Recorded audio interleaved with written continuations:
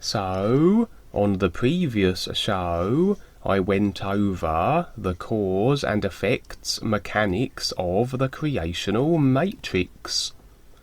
The simulator is our training ground.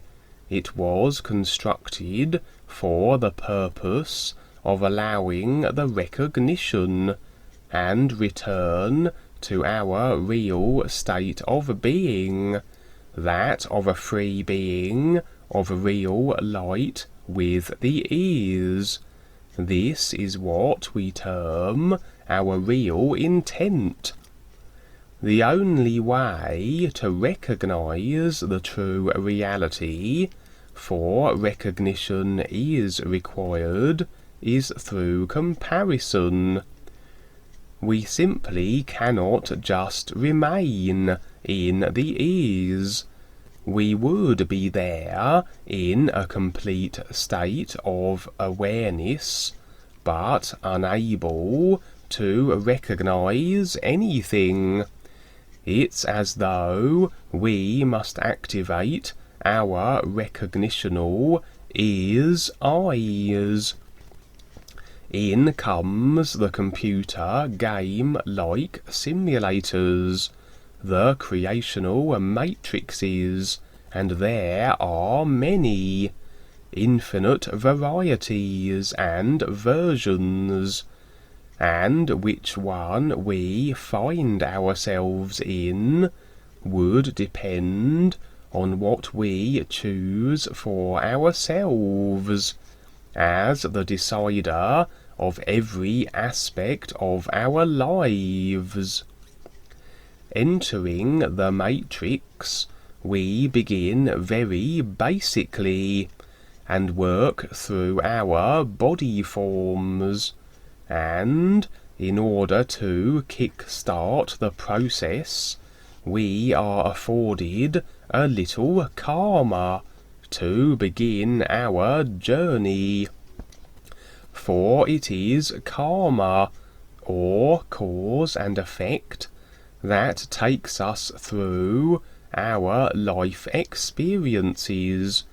Without any karma, we simply would remain exactly where we were. Would individuals fresh from the ears have any unique individual traits at that moment, or would they be virtually identical to each other? As we go through our endless lifetimes, we will be adding to our created consciousness, our personal selves, and personalities and attitudes will forge the decided upon created personality that we add to our creation. Take all that we have created away, and we are our real selves. We would have no created attitudes, personality, quirks, and unique to us mannerisms. And then we are back with the ears, if we complete our recognitional journey of it, with the same lack of individuality that we perhaps began with. Standing real and being isness, being our true selves, we do not require anything else other than that, for everything is, and if we are two, then what would be required to add to the absoluteness of the is, and the state of being, we would be standing with that. But it seems we are all unique individuals, and beyond just the created personalities that we decide upon for our personal created selves. Another word for the ears could be source, although this reference is very much of creation, with all the ideas and emotion, the ideas attached to this reference, that it is very much the property of the spiritual paths and teachings. For yes, all spiritual ways are now infected, as much as anything else of creation at this time, in that they have been dragged down into the physical astral areas only, the domain of feel-good emotional happiness and comfort-chasing pursuits. Maybe some spiritual paths had real references at one time. Maybe aspects were even backed by the real guides and the ears, but certainly not now. The reptilians own everything in creation. They have taken it all. And as we stand now in this moment of so-called history, everything that people agree to and become emotionally attached with, be it spiritual paths or religions, are tap-lining and energy-draining affiliations that lead to the reptilians' door, ultimately the Callum God.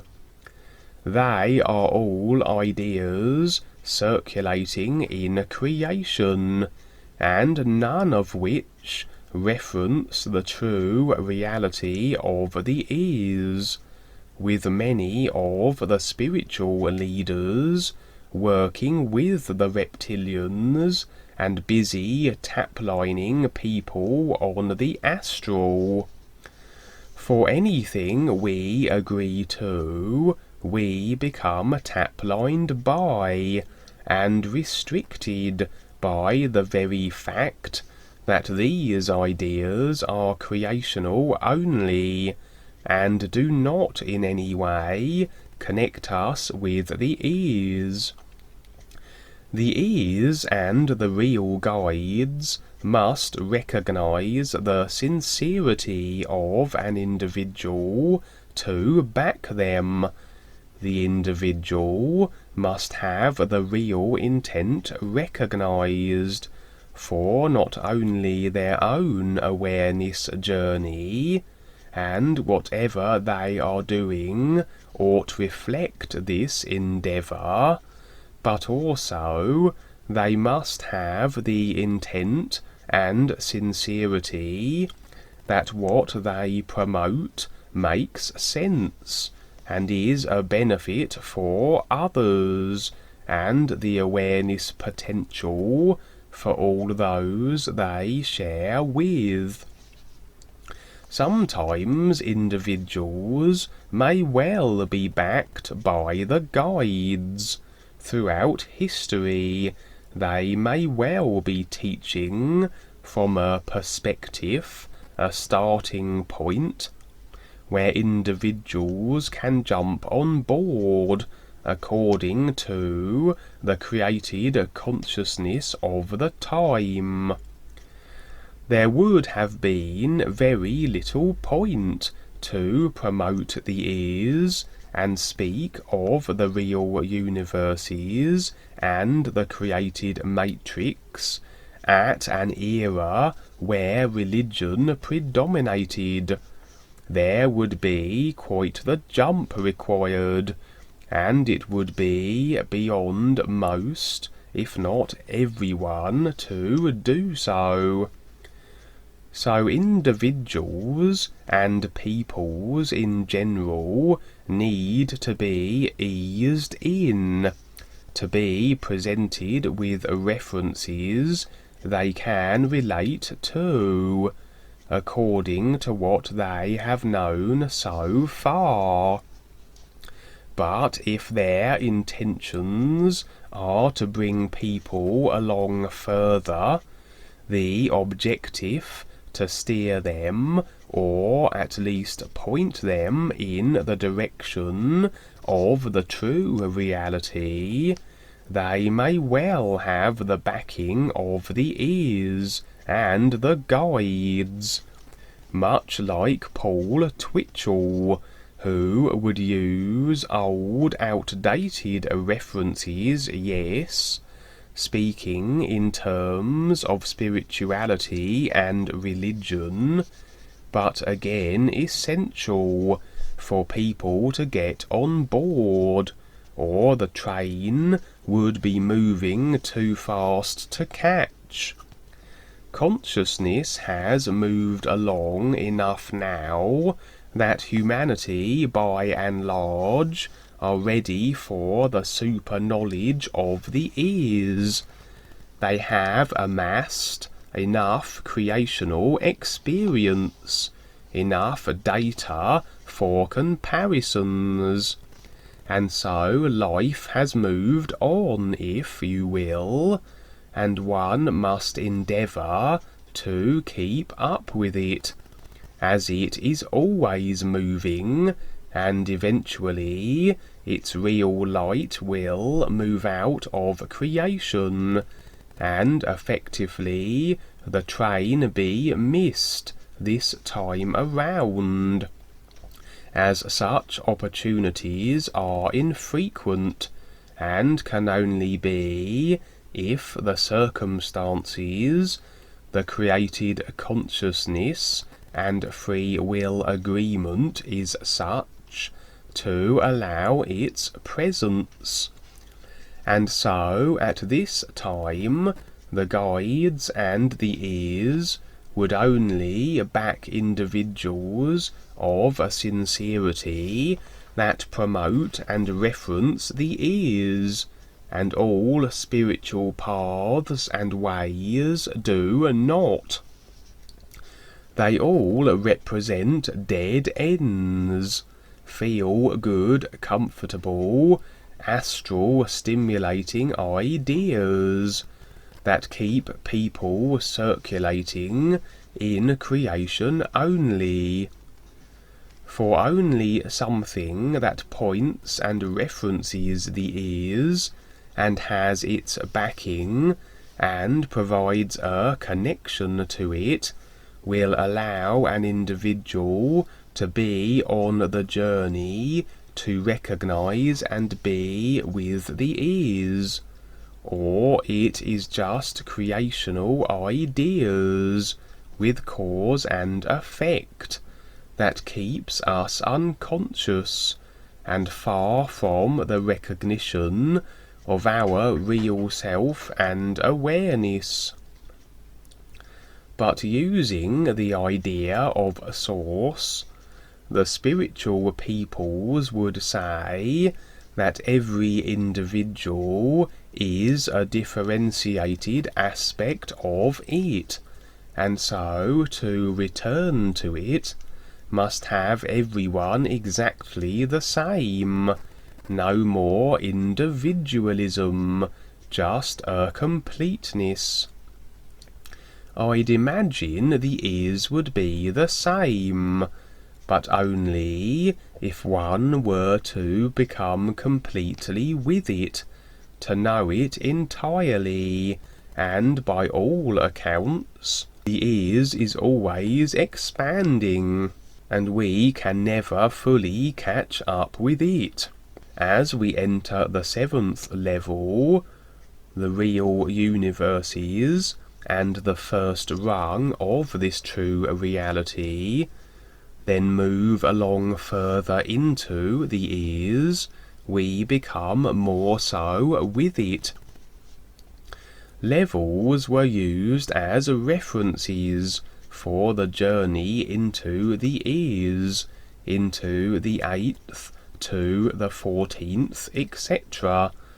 But this is more for our literal minds to grasp, as our mechanical minds that can only see separateness have difficulty grasping the notion and the reality that everything is.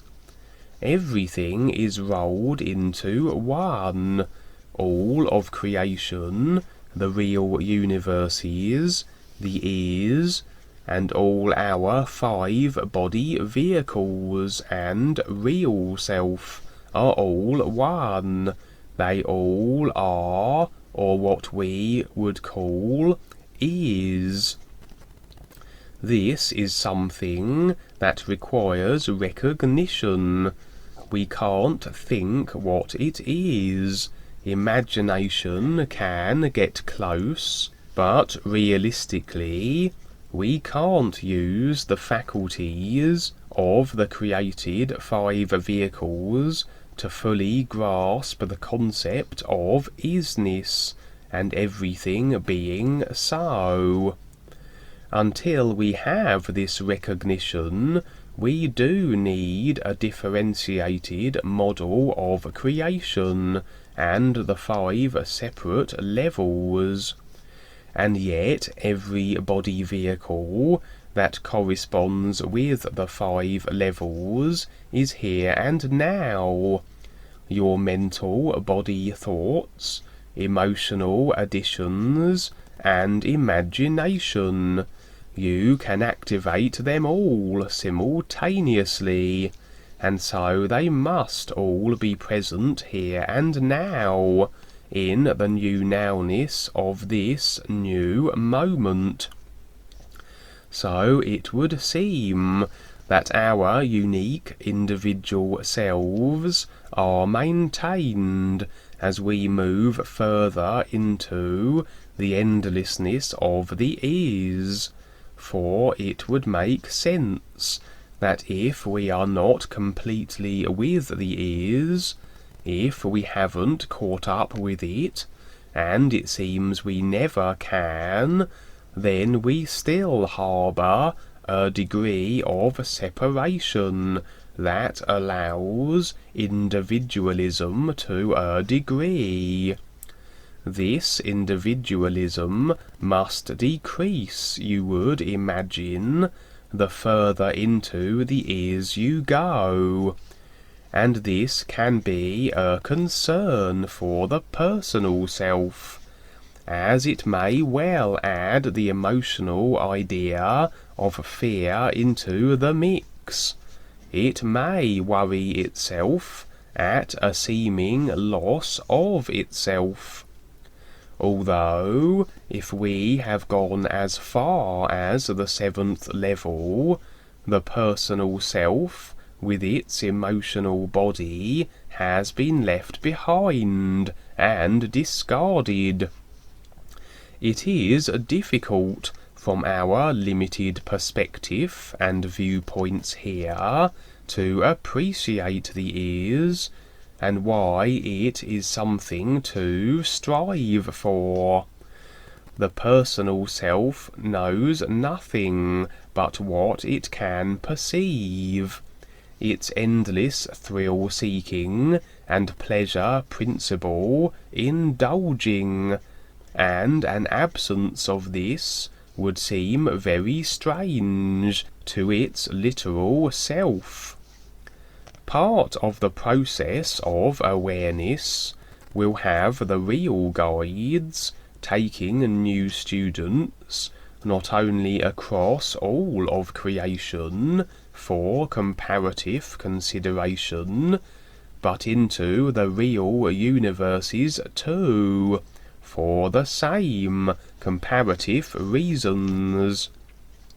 If recognized, the individual will be granted and privileged to be in the state of awareness and beyond the burden of the 5 vehicles that will allow them to be in a state far more real and pure than anything they had encountered before, and if remembered, would spur them on to want to be with a reality that makes the psych realm experience pale in comparison.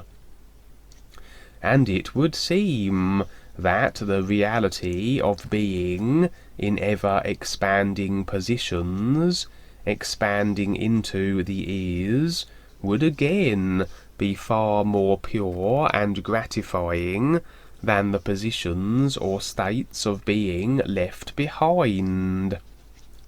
To the extent that a slow loss may be of the individuality of an individual beyond the created personal self would be a small price to pay. And individuals can assume far more rewarding positions and functions. The recognition of being a real guide, to have one's purpose as assisting others with their journey, and be a complete emissary of the is, and even further into beings we term true silent ones, who have gone much further, and are mighty shafts of light, and perhaps states of being beyond that, further and further into the expanding is. From the perspective of our current position, we can never conceive of the positions that are beyond us, that we strive for. Awareness will at least afford us glimpses, and allow that we can stand in the new nowness of the is and be, while still in creation with our created bodies. But even with an awareness, it would be tricky to see what a guide might, and how everything is from the perspective of a true silent one. But then everything is, and this must be recognized. If we appreciate the full ramifications of everything being is, this incorporates everything in this new nowness moment, from the created selves to the guides, the true silent ones, and every expansive position into a completeness with the is. And so it once again boils down to recognition. Every potential position and state of being is here and now, and what we lack by way of recognition dictates the positions and states of being we can be now. In theory, then, we can decide to drop the 5 vehicles now, if we recognize that we do not need them. In theory, we could be with the is at the very pinnacle of its current expanded to point, if we could but recognize that. But recognition requires that we compare. To recognize a position, we must be able to be with it for a few moments, and then when we drop back to our current position, we have the comparison that allows us to be there. So the guides can take us to the real universes and the is, but in theory they can only go as far as they recognize, and it stands to reason then that unless we have an individual willing to take us to the place in life and the is that is a position beyond our own, we cannot glean our experiential comparisons. This suggests that, beyond a certain point, the ears must do this, and choose to give utuns glimpses of levels of itself beyond which the guides currently recognise. Unless, beyond a certain point, the process of continual recognition becomes easier to proceed with, and it perhaps falls then to each individual to go as far into the ears as they decide. Beyond a certain point, with the absence of the creational body vehicles, if individuals choose not to operate in creation as the guides do, and the slow loss of individuality as one moves further into the ears, it must be difficult for these individuals to relate in any way to those struggling in the psych realms, or those in recognized positions beneath them. This would perhaps explain why beings are referred to as true silent ones. They must have reached a position where they are so beyond creation, and even the beginning, literally speaking, rungs of the true reality, that they simply could not relate with beings beneath them in any way.